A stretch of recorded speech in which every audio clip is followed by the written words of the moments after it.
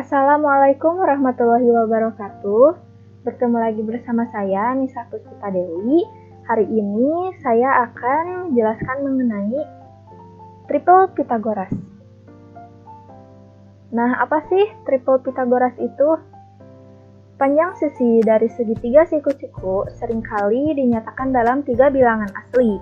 Tiga bilangan asli yang memenuhi persamaan pada teorema Pythagoras disebut triple Pythagoras. Bentuk umum triple Pythagoras ini sama dengan rumus dari teorema Pythagoras. Kenapa? Karena triple Pythagoras ini masih ada kaitannya dengan teorema Pythagoras. Jadi bentuk umum triple Pythagorasnya A kuadrat ditambah B kuadrat sama dengan C kuadrat, atau C kuadrat sama dengan A kuadrat ditambah B kuadrat. Dengan kata lain, triple Pythagoras ini penjumlahan dari A kuadrat ditambah B kuadrat itu hasilnya harus sama dengan C kuadrat. Maka bisa dikatakan sebagai triple Pythagoras. Sekarang mari kita membuktikan triple Pythagoras. Menguji triple Pythagoras dengan menguadratkan hipotenusa, yakni C kuadrat. Kemudian menghitung A kuadrat ditambah B kuadrat. Jika kedua perhitungan tersebut memiliki nilai yang sama, maka ketiga bilangan tersebut adalah triple Pythagoras. Sekarang kita misalkan A sama dengan 3, B sama dengan 4, dan C sama dengan 5. Apakah akan membentuk triple Pythagoras? Jawabannya, 3, 4, dan 5 merupakan triple Pythagoras. Kok bisa? Sekarang kita coba buktikan. A-nya sama dengan 3, B-nya sama dengan 4, dan C sama dengan 5. Rumus triple Pythagorasnya C kuadrat sama dengan A kuadrat ditambah B kuadrat. Sekarang kita substitusikan tiga bilangan ini ke dalam rumusnya. C sama dengan 5, A sama dengan 3, B sama dengan 4. Jadi 5 kuadrat sama dengan 25, 3 kuadrat sama dengan 9, 4 kuadrat sama dengan 16. 9 ditambah 16 hasilnya 25. Jadi kedua ruas ini hasilnya sama. Maka kesimpulannya tiga bilangan yakni 3, 4, dan 5 merupakan triple Pythagoras. Jika kita mengalihkan ketiga bilangan tersebut dengan bilangan lain, maka tiga bilangan yang baru juga akan membentuk triple Pythagoras. Misalnya, jika kita mengalihkan 3, 4, dan 5 dengan 5, kita akan mendapatkan 15, 20, dan 25. Nah, ketiga bilangan ini akan memenuhi triple Pythagoras. Sekarang kita coba cek ya. Kita masukkan rumusnya, C kuadrat sama dengan A kuadrat ditambah B kuadrat. C-nya 25, A-nya 15, 20 sama dengan B. 25 kuadrat sama dengan 625. 15 kuadrat sama dengan 225, dan 20 kuadrat sama dengan 400. 225 ditambah 400 hasilnya 625. Nah, hasil dari ruas kiri dan ruas kanan ini hasilnya sudah sama, berarti terbukti bahwa 15, 20, 25 adalah triple Pythagoras. Contoh soal. Nah, apakah angka di bawah ini merupakan triple Pythagoras? Yang A ada 1, 5, dan 9. Yang B ada 9, 12, dan 15. Sekarang kita coba bahas dulu yang A ya. Yang A ada 1, 5, dan 9. A-nya sama dengan 1, B-nya sama dengan 5, dan C sama dengan 9. Kita masukkan dulu rumusnya, C kuadrat sama dengan A kuadrat tambah B kuadrat. C-nya sama dengan 9, A sama dengan 1, dan B sama dengan 5. 9 kuadrat sama dengan 81. 1 kuadrat sama dengan 1, 5 kuadrat sama dengan 25. Sekarang kita tambahkan 1 tambah 25 hasilnya 26. Nah, ruas kiri dan ruas kanan ini hasilnya tidak sama.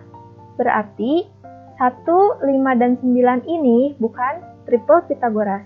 Sekarang kita coba cek yang B ya. 9, 12, dan 15. A-nya sama dengan 9, B-nya sama dengan 12, dan C sama dengan 15. Kita masukkan rumusnya terlebih dahulu. C sama dengan 15, A-nya 9, B-nya 12. 15 kuadrat sama dengan 225. 9 kuadrat sama dengan 81. 12 kuadrat sama dengan 144. 81 ditambah 144 sama dengan 225. Nah, kedua ruas ini hasilnya sama kan? Jadi, 9, 12, dan 15 ini termasuk triple Pitagoras. Sekarang kita akan melihat penerapan teorema Pitagoras dalam kehidupan sehari-hari. Ada banyak sekali masalah-masalah di kehidupan sehari-hari yang dapat kita pecahkan menggunakan rumus teorema Pitagoras. Contohnya pada masalah Wahid dan Dani. Wahid dan Dani ini merencanakan pergi berlibur ke pantai. Nah, kalian bisa lihat ilustrasinya ya. Nah, Wahid akan menjemput Dani untuk bersama-sama ke pantai. Rumah Wahid berada di sebelah barat rumah Dani, dan pantai berada di sebelah utara rumah Dani. Jarak dari rumah Wahid ke rumah Dani adalah 15 km, dan jarak dari rumah Dani ke pantai adalah 20 km. Jika kecepatan rata-rata bersepeda motor Wahid adalah 30 km per jam, tentukan selisih waktu yang ditempuh Wahid antara menjemput Dani terlebih dahulu, kemudian pergi ke pantai, atau Wahid yang langsung pergi sendiri ke pantai.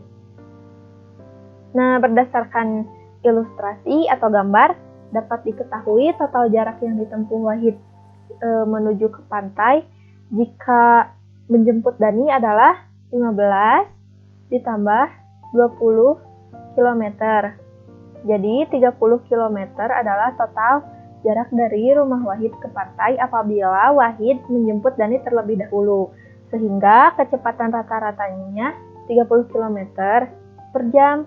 Waktu yang dibutuhkan untuk sampai ke pantai adalah 30 km dibagi 30 km per jam. Sama dengan 1,67 jam atau setara dengan 70 menit. Nah, sekarang kita akan mencari jarak dari rumah Wahid yang langsung ke pantai, jadi tidak menjemput Dani terlebih dahulu menggunakan teorema Pitagoras. Misalnya A-nya sama dengan 15, 15 ini jarak rumah Wahid ke rumah Dani, dan B sama dengan 20, yakni jarak rumah Dani ke pantai. Nah, kita akan mencari jarak terpendek dari rumah Wahid yang langsung ke pantai. Artinya kita akan mencari nilai C itu berapa. Langsung jawab saja. C sama dengan akar 15 kuadrat ditambah 20 kuadrat. 15 ini adalah A, 20 adalah B. 15 kuadrat sama dengan 225 dan 20 kuadrat sama dengan 400. Kita tambahkan hasilnya 625. Untuk mencari C sama dengan akar 625. Nah, akar dari 625 ini adalah 25. Jadi, jarak dari rumah Wahid ke pantai adalah 25 km.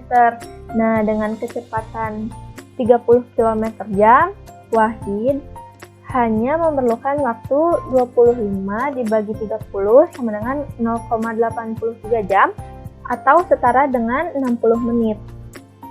Jadi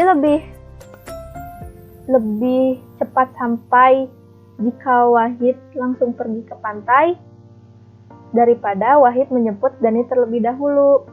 Nah, yang tadi ditanyakan kan selisih waktu antara Wahid menjemput Dani terlebih dahulu dengan Wahid pergi langsung ke pantai.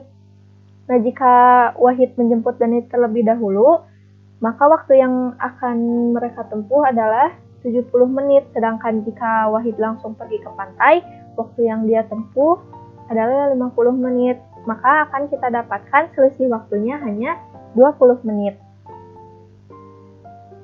Mungkin hanya sampai di sini pembahasan materi hari ini mengenai triple Pythagoras.